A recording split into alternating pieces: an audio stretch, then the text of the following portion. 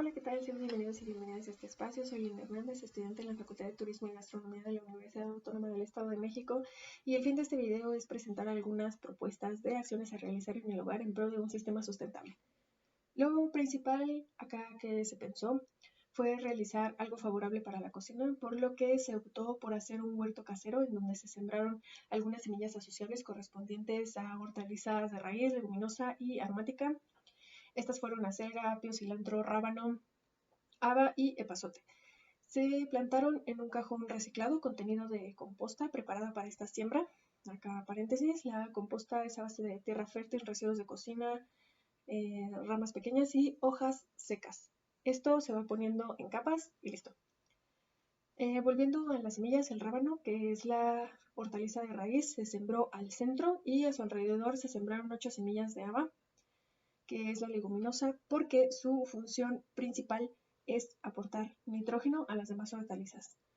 La siembra se hace realizando pequeños huecos en la tierra con los dedos, o bien se puede hacer uso de algún instrumento para ello. Como de dentro hacia afuera, siguió la selga, luego del haba, y el apio y el cilantro fueron sembrados en las esquinas del cajón. Posteriormente coloqué encima un poco más de tierra, hice riego con un poco de agua y cubrí el cajón con una malla para que los gatos no lo usen de arenero. Por último, el epazote, que es del grupo hortaliza aromática, se sembró en una maceta aparte. Lamentablemente, estas semillas al día de hoy no han crecido lo suficiente para realizar cosecha. Las de la caja apenas han germinado, pero no fue el caso del epazote. No obstante, se espera que crezcan sin dificultad para poder cosechar y aplicar la práctica culinaria con ello. Mientras tanto, se sigue haciendo riego diariamente en un lapso del día en el que no da tanto el sol en su máximo directo, porque esto afectaría el cultivo. Lo que sí creció, y eso porque tiene más tiempo de siembra, son flores de cempasúchil, que bien se pueden ocupar en cocina, ya que forman parte de las flores comestibles. Algunos ejemplos de su uso culinario son en cremas, sopas, salsas, ensaladas, tortitas de cempasúchil que pueden ir en algún caldillo de jitomate, té, pulque curado, paletas de hielo, nieve, helados, entre otros. Yo realicé una infusión, es esta, y para esto se requiere calentar agua sin dejar que hierva y luego se agregan los pétalos de la flor limpios. Posteriormente hay que tapar el recipiente en donde se haga este procedimiento y esperar más o menos unos 3 minutos a que repose para luego filtrarse y servirse.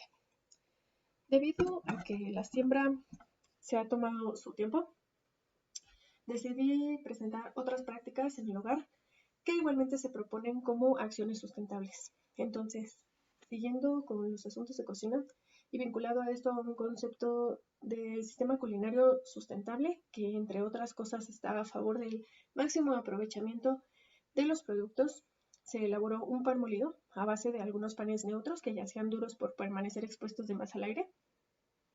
Acá los utensilios necesarios.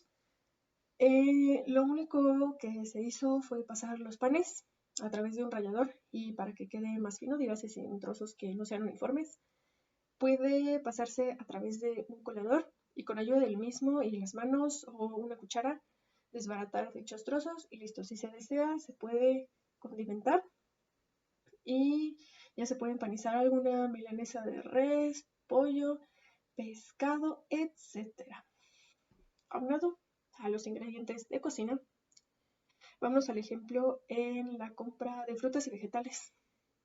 Les cuento que esta práctica la adoptamos mucho en familia desde hace ya un tiempo. Se trata de evitar el consumo excesivo de bolsas plásticas que normalmente recibimos en los mercados Tianguislin y algunos supermercados todavía al momento de hacer compras, optando por llevar bolsas propias de mandado y solicitar a los vendedores que no nos den bolsa, porque en ocasiones en estos sitios la costumbre gana y aunque se lleven bolsas de casa,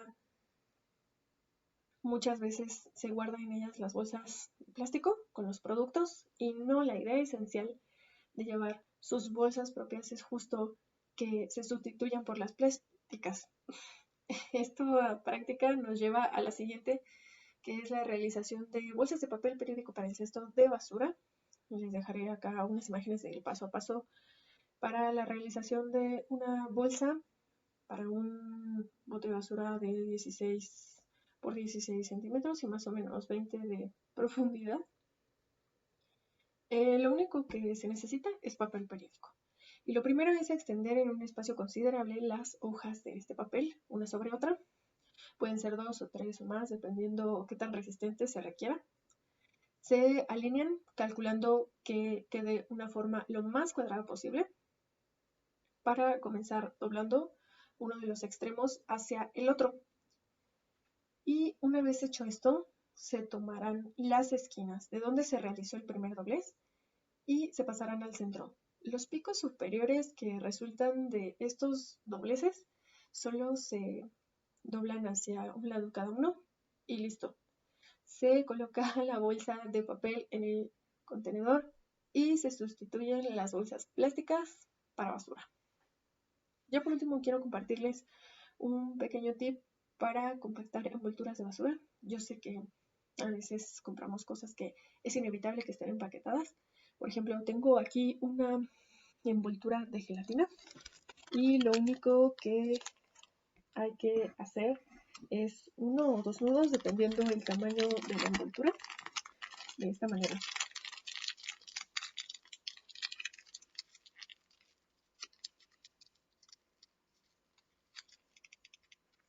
Y así se evita hacer tanto vuelto en la basura. Y bueno, esto sería todo.